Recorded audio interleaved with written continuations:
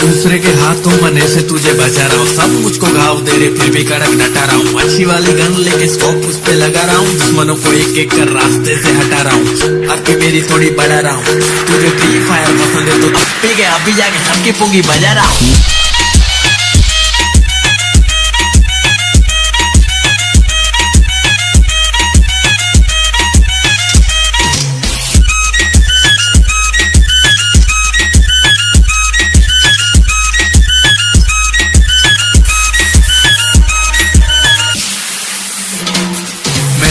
छुपने के लिए घास ठीक है, पॉजिटिव बहुत हार्ड बाकी सब तो ভাই এটা কি? ও ভাই সাহেব, এটা কি করে সম্ভব? এটা কোথা থেকে আসলো? ভূত টুত নাকি? ফ্রি ফায়ারে ভূত?